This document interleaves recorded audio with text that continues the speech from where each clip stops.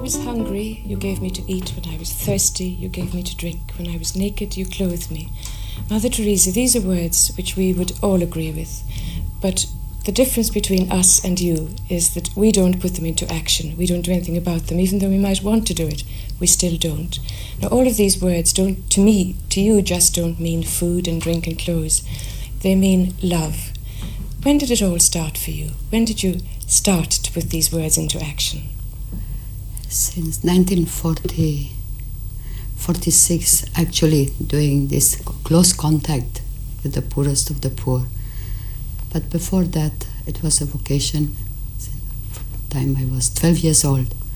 12. That calling to belong to Jesus. Now, at that time you were in Skopje in Yugoslavia, where you were born.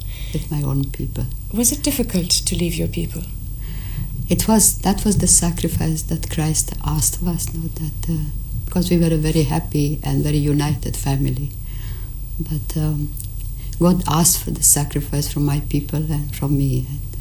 Were you a religious family? Had you been brought up to believe, as you do now, that everything was for God? Yes, I think my mother was a very holy woman, and so she imparted that love for God and love for the neighbor very much into all her children's hearts. Now, when you got the calling and when you realized that you had to give up everything, what did you do then? How did you go about it? I mean, 12 was very young. Well, I didn't leave home till I was 18. And then I got in contact with some of our missionaries in India. And through them, I got in contact with the Loreto nuns. And then 46 years ago, I came to Rathfarnham. And from there, I went to India in 1929 and finished my novitiate and vows. And I was with the Loreto nuns for 20 years in India. Can I just go back a little bit to Rathfarnham? Because in Ireland, you know, we are a little bit interested in your time in Rathfarnham. How much do you remember of that time?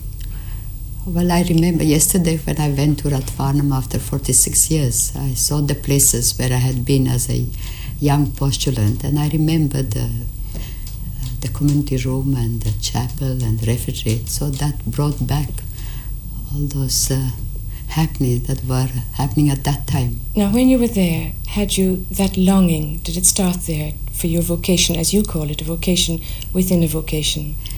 No, it was not at that time. It was 20 years after, when I was in India. When you'd gone back to India? Yes. And I left Rathfarnham only after six weeks, and I went to India I joined in October, and then in January I went to India to do the novitiate there. Now, you were a teacher, Mother. Were you a good teacher? I couldn't tell you. I think you'll have to ask those whom I taught. Did you enjoy teaching? But I loved teaching.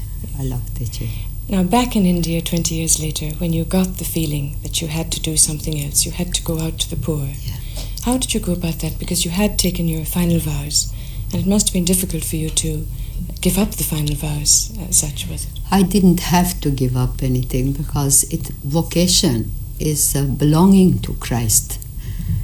And the work is only a means to put our love for Christ into action.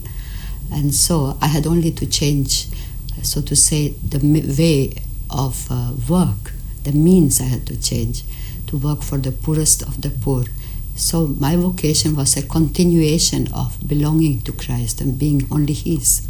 So you left the Loreto, but you kept with you all the vows, the spiritual feelings. Yes. And then when we had our own, I left Loreto in 48, and in 1950, the Holy Father approved of the new congregation of the Missionaries of Charity. And then in the new congregation, I took the vows of the new congregation of love, poverty, chastity, obedience, and charity. When you talk, Mother, of the new congregation, did you start this congregation the second you left? It went with you. You became a missionary of charity instead of being a Loreto. Yes, the approval came from Rome in 1950 on the 7th of October. And since then, the little congregation, first it became a diocesan congregation. And after 15 years, it became a pontifical. Now we are a pontifical congregation with 850 sisters in it. As many as that? Yes.